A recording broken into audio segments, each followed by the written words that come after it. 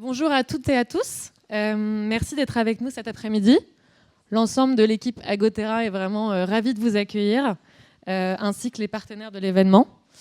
Je suis Pauline, responsable filière chez Agotera, et je suis particulièrement contente de vous introduire cette première conférence, puisque j'y retrouve deux de mes anciens collègues de Cantis, donc très touchée de cette réunion aujourd'hui.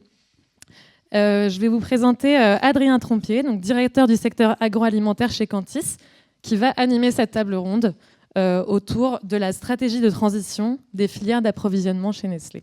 Voilà Adrien, je te laisse la parole. Merci Pauline.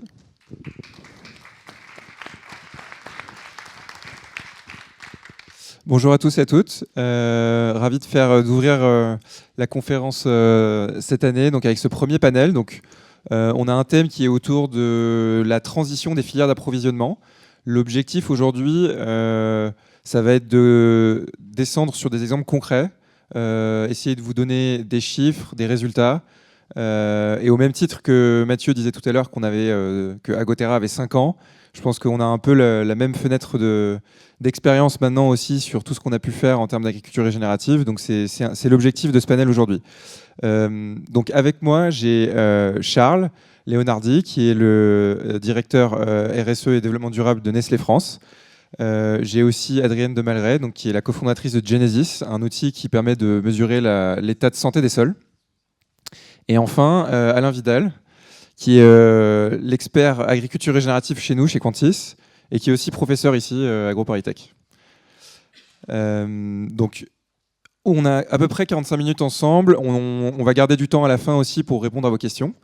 On va faire une petite introduction avec quelques rappels autour de l'agriculture régénérative, même si je pense qu'on a un public aujourd'hui de sachants.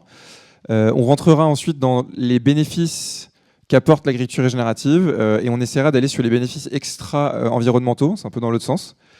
Et ensuite, on fera un focus sur les filières de Nestlé et Charles pourra nous en dire un peu plus là-dessus.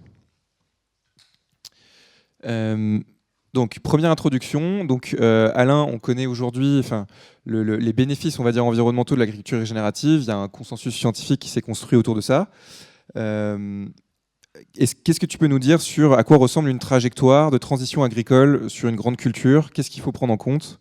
Et on parlait beaucoup je crois que c'était juste avant, on parlait du nexus entre climat et nature, et c'est exactement ce qui est illustré ici. Oui, merci Adrien. Bon, très heureux d'être là. Alors sur ce graphique, vous avez deux axes. Il y a un axe horizontal qui sont les impacts de l'agriculture sur la nature, la biodiversité, un axe vertical qui est l'impact de l'activité humaine sur le climat. Et ce que vous avez représenté en vert, jaune et rouge, pour ceux qui sont familiers des limites planétaires, c'est une représentation en 2 dimensions des limites planétaires, avec ce qui s'appelle le Safe Operating Space. En gros, on était avant les années 70. En vert, en jaune, une zone où le risque augmente, et en rouge, là on est aujourd'hui, une zone de risque important où 6 limites planétaires ont été dépassées. Donc on est aujourd'hui tout en haut de cette trajectoire noire.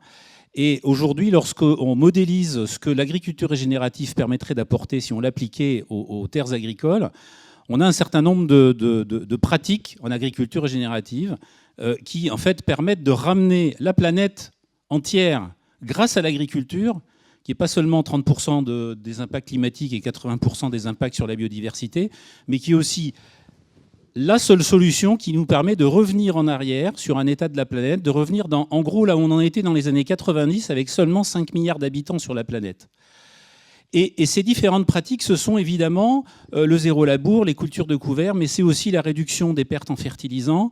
Le grand saut que vous voyez entre les points, là, c'est la réduction des pertes en fertilisants. Si on réduisait de moitié les pertes en fertilisants dans le monde, on ferait ce grand saut entre les premiers points et puis les suivants.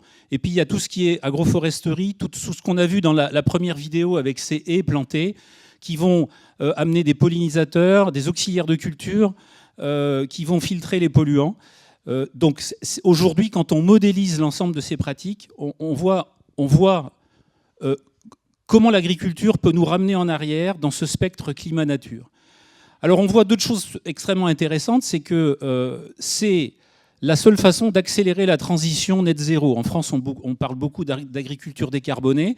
La décarbonisation de l'agriculture, elle passe forcément par l'ensemble de ces choses, parce que la diminution des impacts sur la biodiversité, c'est aussi ça qui va accélérer la transition carbone.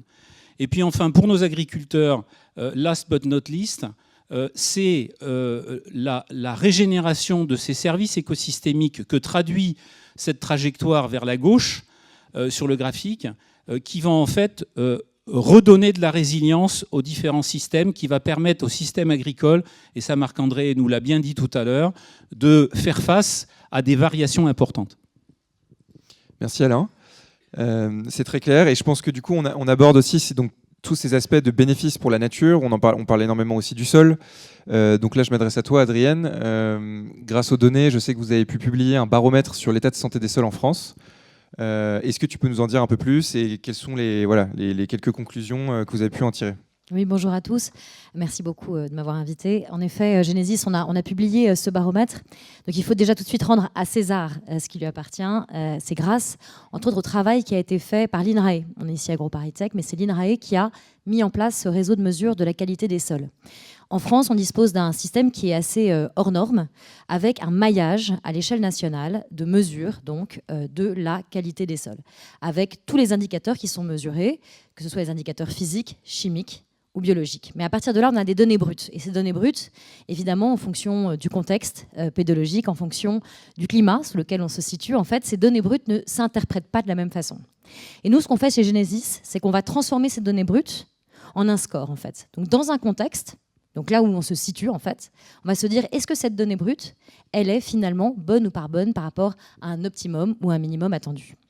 Alors, à l'issue de tout ça, on a donc plein d'indicateurs qui sont scorés et on va agréger ces indicateurs en un score de santé des sols, un score de résilience, qui donne donc à l'échelle du territoire l'ensemble du maillage. Pourquoi est-ce qu'on fait ça ? Parce que tout de suite, évidemment, il y a certains chercheurs que ça heurte en disant mais comment est-ce qu'on peut additionner de la biologie et de la physique ou de la chimie ? Alain, je pense que tu vois où je veux en venir. Parce qu'en fait, on a besoin d'indicateurs de pilotage.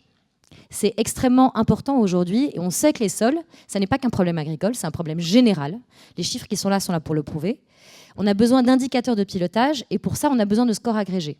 Donc on peut rouvrir à chaque fois les débats, c'est les débats du Nutri-Score, les débats de toutes ces choses-là. Donc pourquoi les indicateurs agrégés ? C'est pour pouvoir suivre des dynamiques, pour pouvoir faire des états des lieux. On peut se dire ça se dégrade, mais ok, mais ça se dégrade comment ? On en est où ? Donc là, en fait, ce qui était intéressant dans ce mapping qu'on a réalisé, c'est de voir l'état de la France au sens large et à la fin, le bilan. Le bilan, on arrive finalement à un état qui est celui, on retombe heureusement sur les, heureusement j'ai envie de dire, mais sur les mêmes résultats que ce qui est donné en fait à l'échelle mondiale ou européenne. Nous, on a constaté qu'à peu près 50%, donc 48% exactement des sols étaient dégradés en France. À l'échelle mondiale, la FAO met en avant le chiffre de 40%. À l'échelle européenne aujourd'hui, la Commission européenne parle de 60%. Si à côté de ça, je vous dis que 50% du PIB mondial repose sur la fertilité des sols, j'ai envie de dire on est un peu dans la merde. Voilà, excusez-moi, je suis un peu vulgaire, mais c'est comme ça. Donc c'est là où en fait ces chiffres permettent de prendre conscience des choses. Donc c'est assez important. Et si après on continue, voilà, si on va un peu plus dans le détail, on peut voir après, quand on regarde, quand on corrèle en fait ces scores qu'on obtient, donc nous on note sur 10, quand on les corrèle évidemment aux pratiques qui sont menées, là où il y a un message extrêmement positif qu'il faut, c'est pas juste un drame au secours, les sols vont mal, ça se passe mal, qu'est-ce qu'on va faire ? Je rejoins ce que vient de dire Alain, c'est que les sols, au contraire de la banquise, je vous donne bien du courage pour essayer de la reconstruire, en revanche, les sols, on peut faire quelque chose. C'est-à-dire que les sols, on voit très bien, nous, on a pu le constater dans toutes les bases de données. Aujourd'hui, on a 6 000 points, 4 000 points, nous, en base de données, juste au niveau de la France, que les pratiques ont un impact très clair sur cette santé des sols. Donc ça, on le sait, mais c'est quantifiable. Et on peut passer de scores, donc là, vous voyez donc des pratiques différentes sur la vigne ou sur la grande culture, mais on peut voir là sur la même parcelle où il y a eu des changements radicaux de pratiques qui ont été menés. Donc je dis un grand merci à GreenPods parce qu'ils nous autorisent à publier ces résultats à chaque fois. Donc c'est une ferme d'amandiers dans le sud de la France. On voit que le score s'est accru, en fait, a doublé en l'espace de 3 ans. Et quand on dit qu'un score augmente, alors oui, c'est quoi ce score de la santé des sols ? Derrière, ce sont toutes ces métriques environnementales. Ça veut dire qu'on a optimisé le stockage du carbone. Ça veut dire qu'on a été un réservoir pour la biodiversité, le développement de la biodiversité terrestre. Ça veut dire, et je rejoins ce que dit Marc-André, quelque chose de beaucoup plus grave, ça veut dire que derrière, on va pouvoir gérer et optimiser optimiser la gestion du cycle de l'eau. Voilà, et ça, c'est vraiment important. Donc voilà, donc c'est pour vous dire, les chiffres, c'est important. Et quand on prend des chiffres, on se rend compte qu'on peut tout changer. Merci Adrienne. Donc on voit bien que l'urgence est à l'action. Il y a certaines entreprises, justement comme Nestlé, qui ont pris des engagements assez forts sur ces sujets-là, sur la transition vers des pratiques agroécologiques. Donc je te laisse la parole, Charles, peut-être pour nous présenter un petit peu ce que vous faites avec Nestlé Group et peut-être aussi avec un focus plus sur la France. Merci Adrien et merci encore pour l'invitation. Très honoré d'être là. Donc en fait, Nestlé a toujours été, en tant qu'industrie alimentaire, très engagé auprès de l'amont agricole. On est présent. On opère en fait dans tous les pays au monde et on opère dans des types de cultures extrêmement variés, extrêmement différentes. En haut à gauche, vous voyez la partie lait qui a un impact évidemment très important sur notre empreinte carbone. Et puis vous avez aussi toute la partie grande culture et l'impact aussi sur les paysages. On sait qu'au centre de tout ça, il y a l'agriculteur. Au centre de tout ça, il y a des gens qui travaillent tous les jours en fait, sur ces sols et qui ont un impact. Et je ne vais pas y revenir parce que ça a été très très bien dit en introduction et encore maintenant. Ce sol a un impact sur la santé du sol lui-même, sur sa pérennité, donc la lutte contre l'érosion, mais ça a un impact énorme aussi sur la biodiversité, sur le cycle de l'eau, sur tout un tas de cycles qui sont extrêmement importants pour nous. Donc au niveau mondial, historiquement, on a toujours eu des équipes extrêmement fortes et nombreuses. Et je dois m'excuser auprès de vous que Pascal Chapeau, malheureusement, n'a pas pu venir aujourd'hui. C'est un Français, un agro, mais qui est vraiment la personne qui s'occupe de tous ces projets agricoles au niveau mondial. Et donc très présent sur toutes les géographies dans le monde, sur le café et le cacao en particulier, puisqu'il a des grosses équipes agronomes dans beaucoup de pays, dans ces pays-là. Mais on a aussi une grosse empreinte sur le lait et on a des gros plans lait, et on en parlera rapidement tout à l'heure, puisqu'en France aussi, on a une empreinte lait avec 2 usines.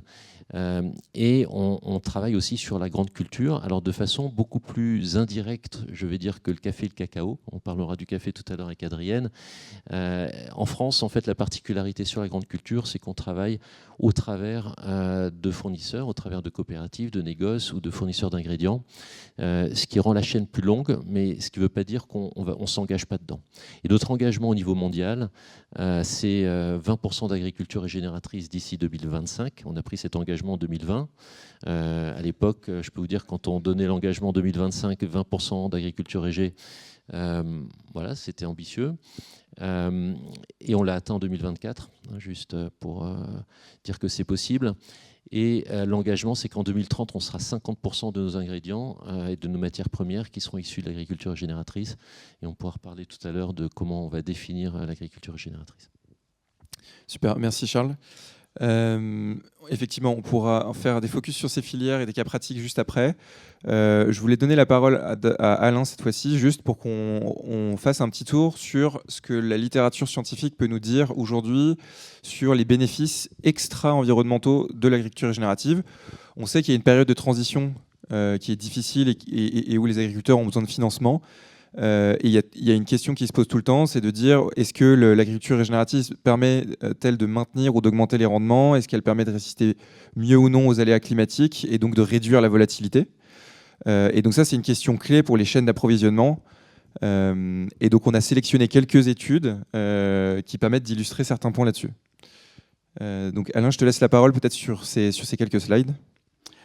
Oui, merci Adrien. Alors, ce qu'on entend partout, message entretenu par l'agrochimie, c'est que l'agriculture régénératrice, ça fait baisser les rendements. En fait, ce que montre la science aujourd'hui, c'est qu'elle les stabilise, et puis surtout qu'à relativement court terme, tu nous disais 3 ans sur l'exemple que tu montrais tout à l'heure, Adrienne, elle les fait réaugmenter. Et ça, c'est quand même notable. On a depuis, alors vous avez là le rendement des céréales en France, c'est à peu près la même courbe au Royaume-Uni, sur le graphique de gauche, et à droite sur les États-Unis. Et vous avez la stagnation des rendements depuis 30 ans, aussi simple que ça, même si on nous dit continuez, la technologie va faire augmenter les rendements. Si la technologie avait pu faire augmenter les rendements, ça se verrait sur la courbe. Hein, Enfin, moi, je ne sais pas vous, mais moi, ce que je vois, c'est que depuis 30 ans, il ne se passe plus rien.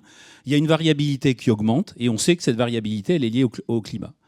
Alors, en fait, l'agriculture régénérative, elle va avoir deux bénéfices principaux par rapport à ces tendances qu'on observe. C'est plus une tendance, hein, c'est une observation. C'est d'abord, elle va réduire la variabilité parce que, comme nous l'a expliqué Marc-André tout à l'heure, en régénérant le sol, en régénérant les services écosystémiques qui soutiennent la production, on va faire en sorte que la plante et le sol soient moins soumis aux aléas, aux variations de ressources en eau, de pluviométrie, de température élevée, etc. Ça, c'est la première chose. La deuxième, c'est que lorsqu'on regarde la littérature, et la littérature, il y a eu quelques études qui ont été faites, mais elles se comptent sur les doigts d'une main, parce qu'en fait, ça n'intéresse pas grand monde de comprendre pourquoi le rendement stagne, puisque tout le monde raconte que non, mais les rendements vont un jour réaugmenter. En fait, les cultures n'ont pas atteint leur potentiel, et ce que dit la littérature, c'est que cette stagnation des rendements, elle n'est due que pour un tiers au climat. Les deux autres tiers, c'est la perte des services écosystémiques. Et la moitié de ça, de ces deux tiers, c'est la perte de carbone dans le sol. C'est-à-dire que tout ce que Marc-André a expliqué tout à l'heure, c'est qu'effectivement, il y a un tiers de ce qu'on aurait pu imaginer comme tendance d'augmentation de la production. Il y a un tiers qui est perdu à cause du carbone dans le sol, et puis un autre tiers, donc un tiers le climat, un tiers le carbone, et un autre tiers, c'est les autres services écosystémiques, ce que j'évoquais notamment tout à l'heure avec ce qu'apportent des haies, des zones boisées, des zones humides. Tu peux passer à la deuxième. Alors, je voudrais faire un zoom sur deux choses. Parce qu'en fait, on n'a pas beaucoup d'études quantifiées qui montrent les bénéfices. Donc, on est parfois un peu en difficulté.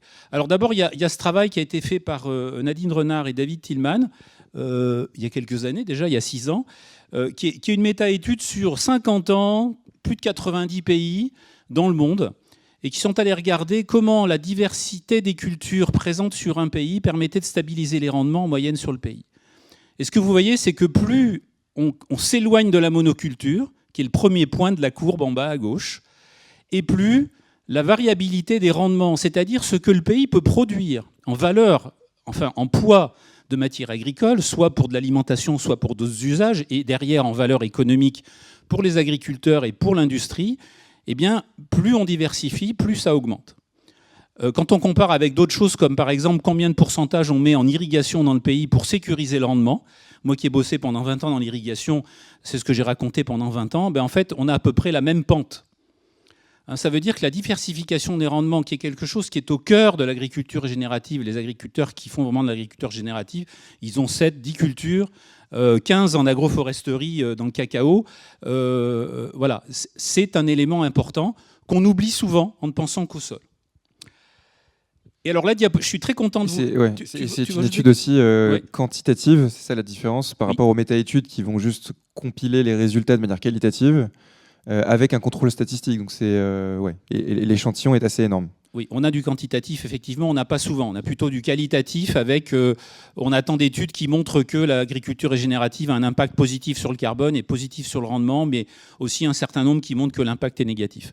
Alors, je suis très heureux de vous présenter la dernière diapo, surtout que je n'ai pas participé à ces travaux, des travaux faits par des collègues néerlandais, où ils sont allés comparer ce que le pourcentage de mise en œuvre de pratiques agroécologiques apportait en termes de stabilité du rendement sur 10 ans, sur plus de 700 exploitations aux Pays-Bas. Et vous avez là, avec des coefficients de corrélation qui sont significatifs, ce que ça donne sur des exploitations principalement élevage, ou principalement grande culture, ou mixtes. Et très clairement, la variabilité du rendement, c'est-à-dire ce à quoi sont aujourd'hui exposés non seulement nos agriculteurs, mais aussi les entreprises qui sourcent ces produits-là, cette variabilité du rendement est atténuée par la mise en œuvre de pratiques agroécologiques. Et c'est d'autant plus important lorsqu'on a une exploitation mixte parce que, il y a une intégration, il y a une économie circulaire. Fabrice Declercq, qui est un collègue du CGIAR, mais qui est aussi à l'IPBES, a souvent l'habitude de dire qu'il n'y a pas d'économie circulaire sans élevage en agriculture. Voilà. Donc là, on a une étude qui est aussi quantitative. Je crois que c'est la première fois qu'on a quelque chose de publié qui montre que effectivement la résilience, qui n'est pas la variabilité du rendement, c'est la variabilité du revenu des agriculteurs qui est en ordonnée là. C'est-à-dire ce qui va faire qu'un agriculteur en fait va pouvoir faire face d'une année sur l'autre à plusieurs campagnes, mais c'est aussi ce qui va réduire les coûts aussi pour une entreprise qui achète ces produits, et bien est amélioré par les pratiques agroécologiques. Merci beaucoup Alain.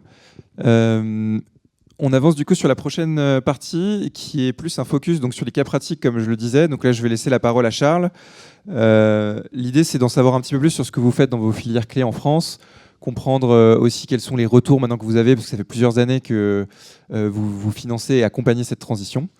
Et donc voilà, c'est avoir des témoignages, des retours et éventuellement des chiffres, même si on n'a pas tout sur les slides. Avec plaisir. Donc, pourquoi l'agriculture en France pour Nestlé? Donc déjà Nestlé, on a 14 usines en France, essentiellement dans le nord et dans l'est, qui demandent de la matière première agricole. On achète 100 millions de tonnes en France de matières premières. Donc 1 million de tonnes, pardon, c'était déjà beaucoup. 1 million de tonnes. Et dans ce million de tonnes, il y a forcément quelques matières qu'on ne peut pas produire en France, comme le café cacao. En revanche, tout ce qu'on peut produire en France, on l'achète en France. Donc on a un impact, on achète beaucoup de matières premières en France aujourd'hui dans le monde agricole.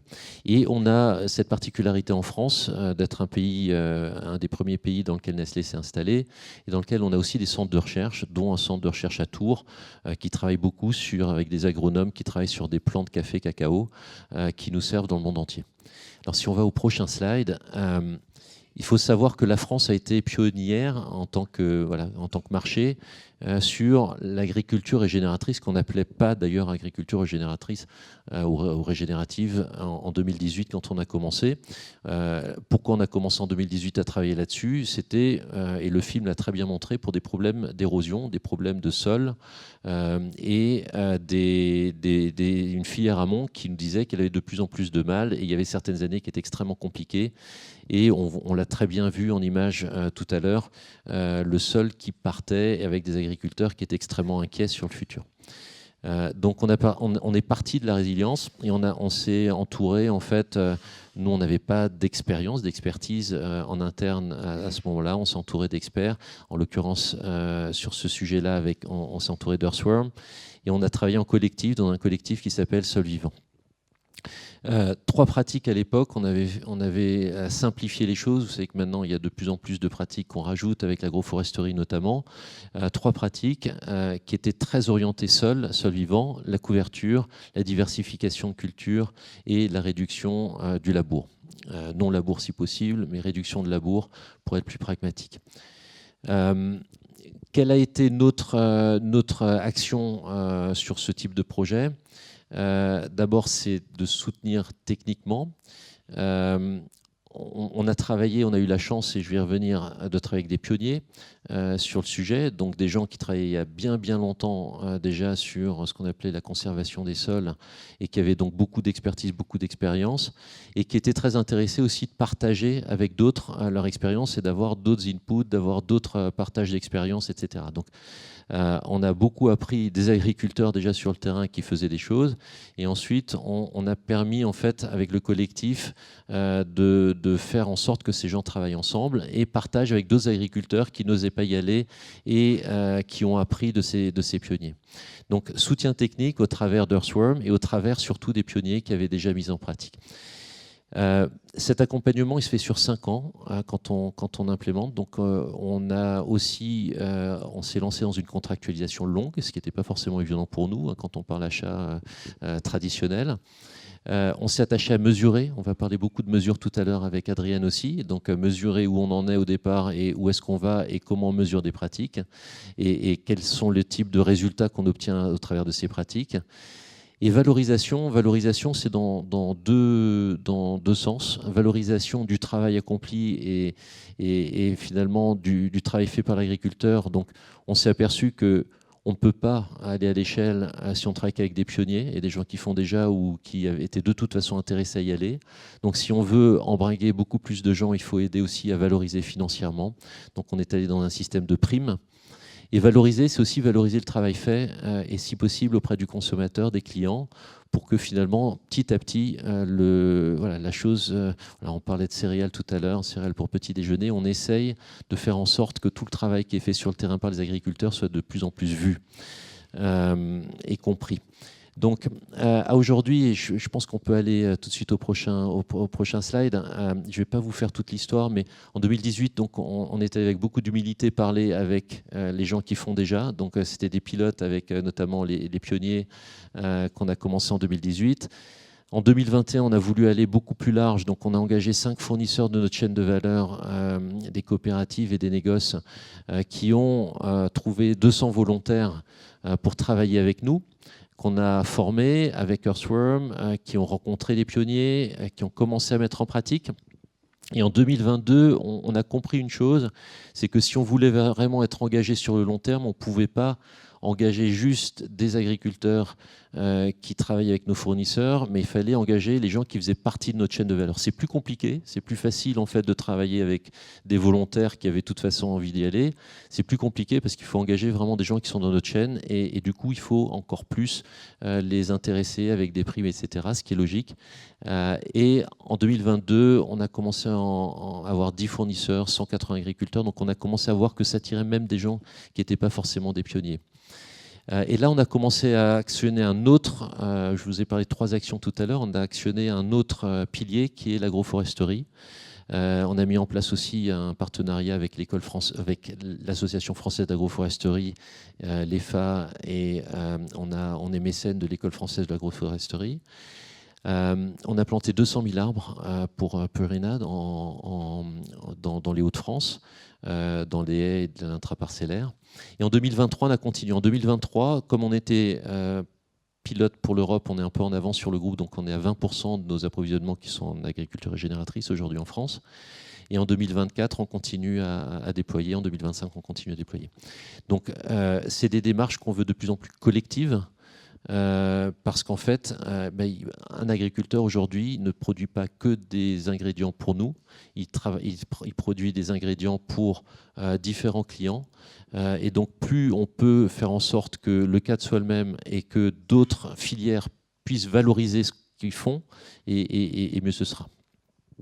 Donc voilà, j'ai pratiquement terminé. J'ai juste mis un dernier slide, Adrien, pour parler des mesures, et je pense qu'Adrien va en parler bien mieux que moi. Quand on travaille en fait sur ces sujets-là, on apprend en faisant. On a des mesures qui sont très traditionnelles comme la bêche et qui permettent de comprendre le sol.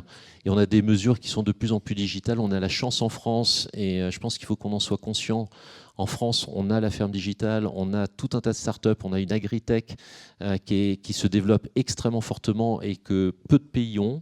Et donc, on travaille avec un écosystème qui est extrêmement performant et que le monde regarde.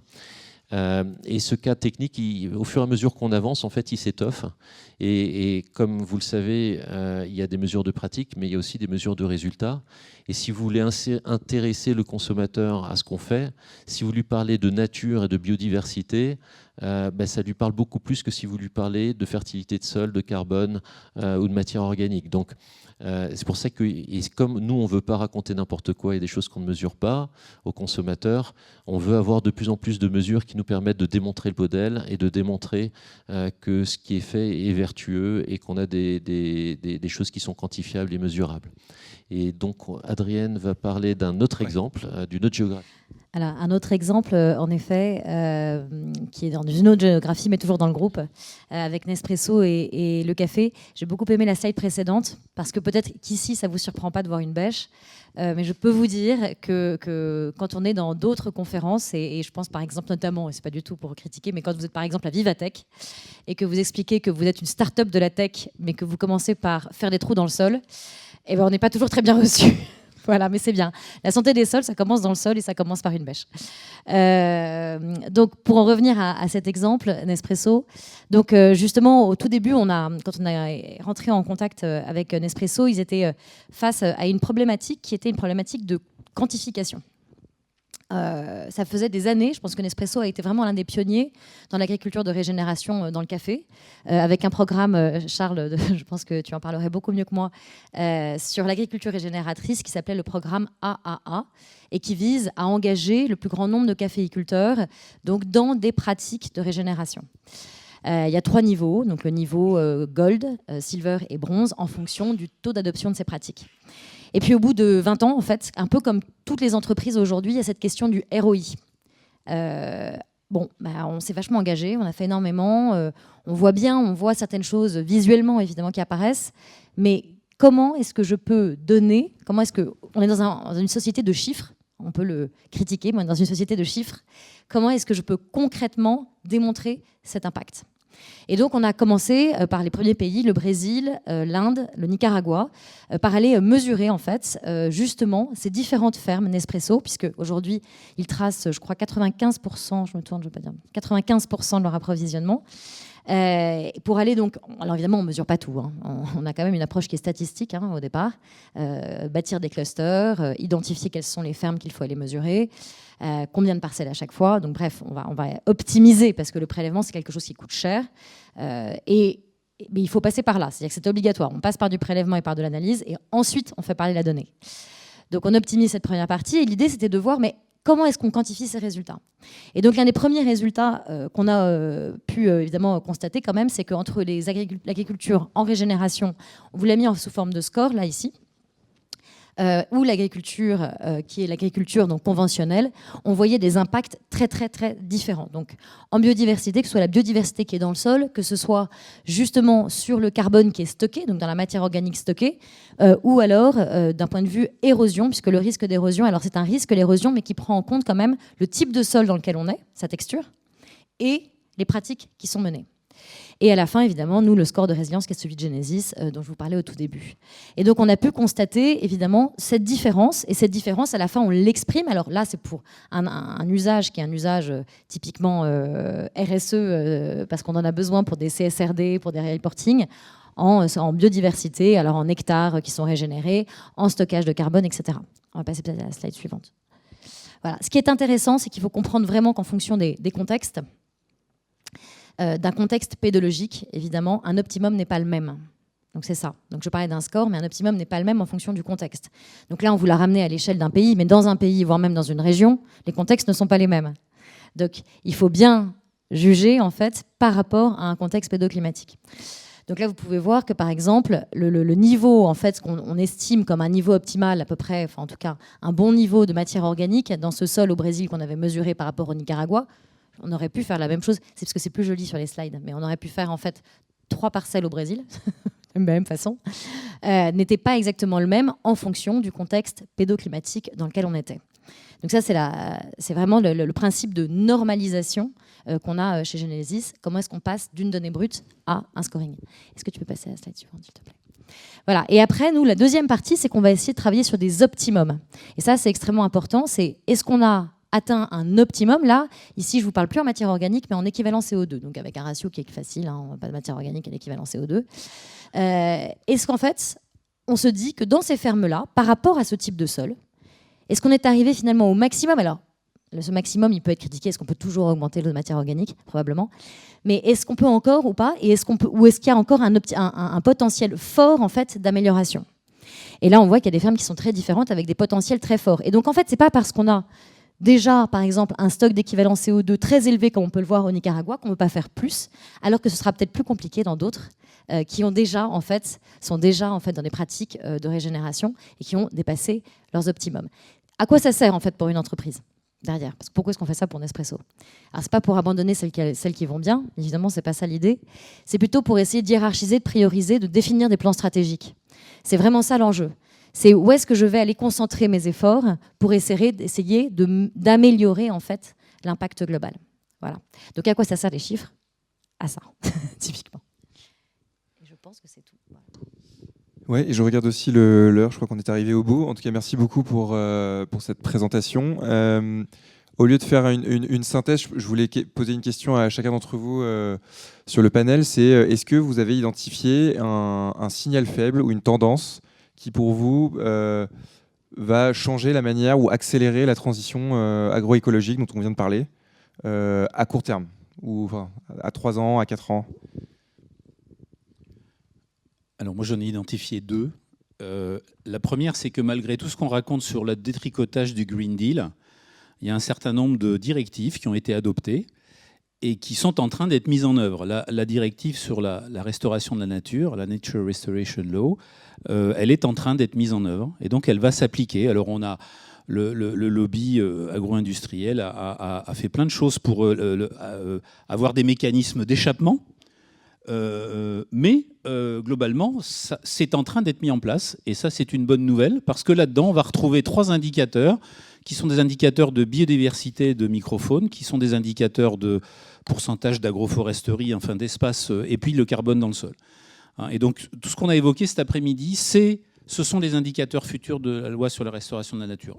La deuxième bonne nouvelle, c'est que l'industrie est en train de prendre conscience, plus vite que les gouvernements, du risque auquel elle s'expose en ne prenant pas en compte cette dégradation de la nature qui a été évoquée par Marc-André tout à l'heure. Et que, d'abord parce qu'elle la touche du doigt. Alors pour une entreprise comme Nestlé, notamment avec le café et le cacao, ces dernières années ont vu des baisses de rendement importantes. Moi je dis souvent que préparez-vous à peu près à 2030 parce que ça va être pour les céréales. On l'observe sur le maïs aux États-Unis déjà depuis 1 ou 2 ans. Hein. Et donc, quand ça se casse la figure, c'est plus de la stagnation, c'est moins 30% de rendement hein, en tendance. Et donc, ça veut dire que derrière, on va avoir des problèmes d'approvisionnement très sérieux et que donc, les industriels sont en train de prendre conscience de ça, de se rendre compte qu'il faut demain avoir des systèmes plus résilients et que la technologie ne pourra fonctionner que si on prend en compte le vivant. Et ce qui nous unit, alors Marc-André est parti, mais c'est ce qui unit le sol et l'homme. Et moi, je vais aller dans le même sens que toi, Alain. Si on peut, dans les signaux en ce moment hein, qu'on constate, on ne va pas se mentir. Je pense que du côté sustainability, en ce moment, on est un petit peu dans une période de vache maigre. C'est un peu moins le vent en poupe. Bon, bref. Mais ce que je trouve intéressant, c'est comme si, en fait, on se disait, tiens, on va un peu couper l'argent qui va vers la sustainability, mais dans le même temps, ceux qui donnaient de l'argent à la sustainability commencent à avoir la trouille. Donc, c'est triste de dire ça, mais c'est souvent les peureux qui font bouger les choses. Et si la finance commence à avoir peur, mais finalement, il va y avoir une accélération assez rapide. Alors peut-être, parce qu'en fait, je ne vais pas dire qu'on s'en fiche de stocker des tonnes de carbone, mais ce n'est pas ça le message que je veux passer, mais en fait, c'est juste une façon d'objectiver la tonne de carbone, un changement de pratique. Ce n'est pas ça ce qu'on veut tous. Nous, ce qu'on veut, c'est rester sur cette planète et qu'elle soit vivable et, et que tout se passe bien. Si finalement, en fait, la finance, parce qu'elle a peur en fait, d'une baisse des rendements, de prix qui s'envolent, commence à prendre en compte le risque et se dit que l'un des paramètres du risque, c'est peut-être l'amélioration de son impact en fait, sur les écosystèmes, à commencer par le sol, ben là, en fait, on a gagné. Donc, ce changement actuel, voilà, pour finir, c'est-à-dire que ce qui se passe en ce moment, je pense que ce n'est pas complètement négatif. C'est plutôt en fait, un changement d'utilisateur ou de vision sur le sujet. Ok, je vais compléter. Bon, les agro-industriels, il y a un certain nombre qui sont engagés, hein, qui sont fortement engagés sur ce genre de sujet depuis longtemps. Mais voilà, moi, il y a 2 choses en fait qui me donnent vraiment de l'espoir, hein, de l'espoir sincère. C'est au fur et à mesure qu'on avance, en fait, moi, j'ai pas encore rencontré d'agriculteurs qui ont mis en place ces types de pratiques, même bien avant qu'on ait commencé à y travailler, nous, sur l'agriculture régénératrice, qui veut faire marche arrière. On a dit, ils sont fiers, ils voient que ça marche, ils veulent continuer, donc ils ne font pas marche arrière. Donc ça, c'est quand même rassurant sur la pérennité du modèle.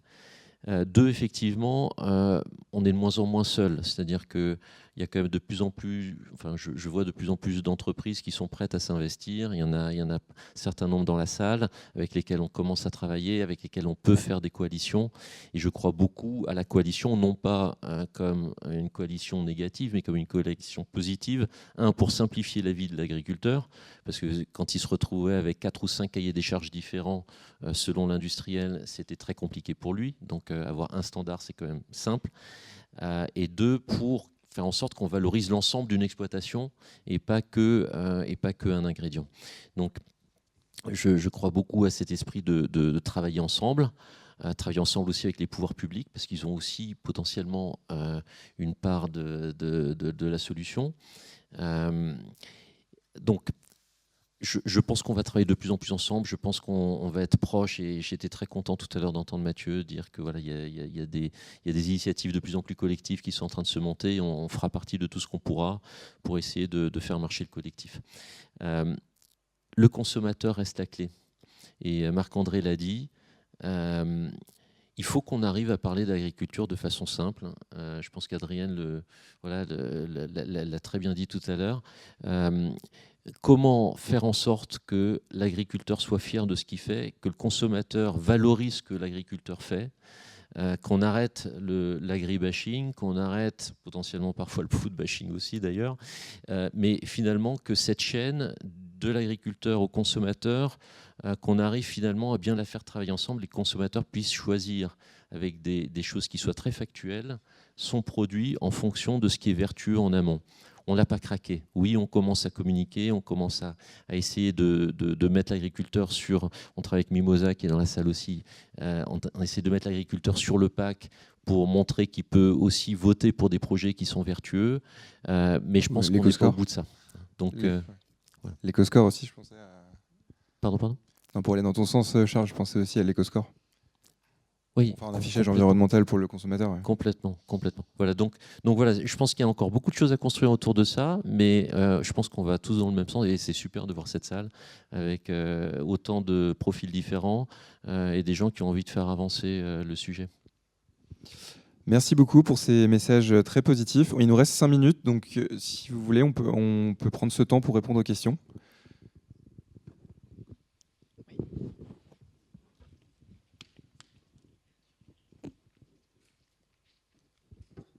Merci beaucoup, merci pour ces échanges très intéressants. Florian Marie de la Caisse des dépôts. J'avais une question pour le sujet des primes de filière qu'on évoquait tout à l'heure.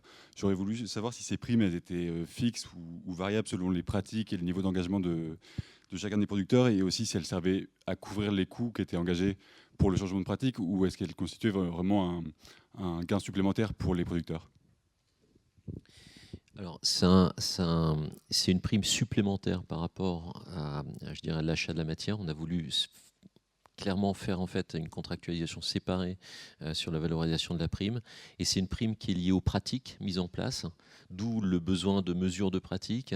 Et ensuite, un autre niveau de prime aux résultats en fait, qu'on va obtenir sur la qualité du sol, la fertilité, le carbone, etc. Donc voilà, pratique, résultat. On est encore très humble sur le sujet parce que mesurer une pratique ou mesurer un résultat aujourd'hui, il faut vraiment du recul.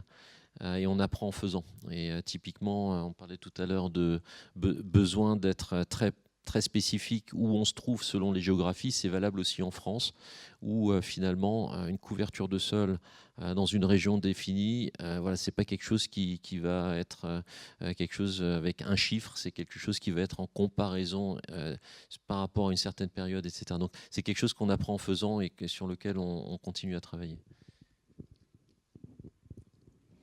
Oui, bonjour.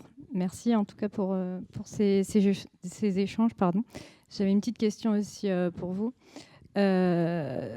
Moi, j'entends beaucoup parler de l'agriculture régénérative. J'entends aussi que c'est des pratiques qui demandent pas mal de changements, en tout cas au niveau des fermes.